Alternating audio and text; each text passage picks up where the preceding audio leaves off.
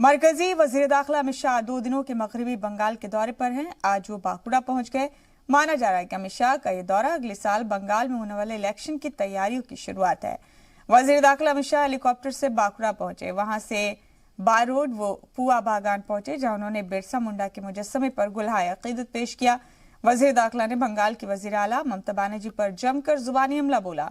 वजीर दाखिला ने कहा कि मगरबी बंगाल के अवाम में ममता हुकूमत के खिलाफ गुस्सा है। ममता दीदी ने मरकज के 80 से ज्यादा मंसूबों को रोक रखा है। बंगाल में तब्दीली वजीर आजम मोदी की क़यादत में ही आ सकती है। भगवान बिरसा मुंडा की प्रतिमा को श्रद्धांजलि देकर मेरे 2 दिन के बंगाल दौरे की शुरुआत हुई है। कल रात से मैं बंगाल में हूं।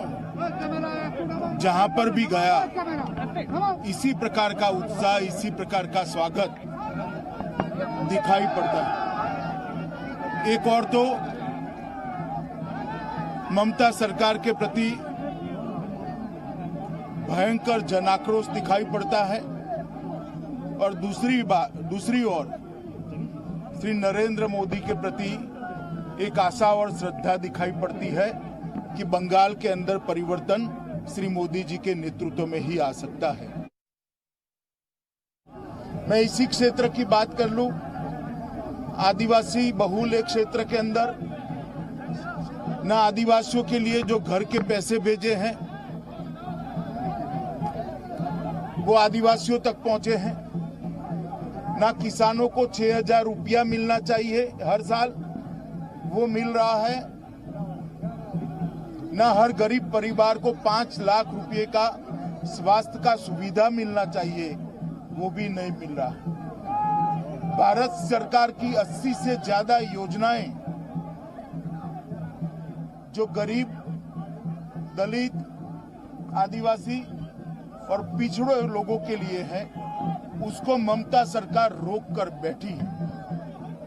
मैं ममता दीदी को बताना चाहता हूं कि आपके मन में भय है कि इन योजनाओं को रोकने से आप भारतीय जनता पार्टी को रोक लोगी, तो आपकी भ्रांति है। आप एक गरीब लोगों के लिए मोदी जी ने जो 6,000 रुपया प्रति साल भेजा है वो पहुंचने दीजिए, स्वास्थ्य की सुविधाएं पहुंचने दीजिए, शौचालय पहुंचने दीजिए, इनका घर उन तक पहुंचने दीजिए, तो शायद थोड़ा बहुत भी आपके लिए सोचेंगे। जिस प्रकार का दमन का चक्र विशेषकर भारतीय जनता पार्टी के कार्यकर्ताओं के ऊपर ममता सरकार ने चलाया है, मैं निश्चित रूप से देख रहा हूं कि ममता सरकार का मृत्युगंड बच चुका है। आने वाले दिनों में यहां भारतीय जनता पार्टी की 2/3 बहुमत की सरकार बनने जा रही है।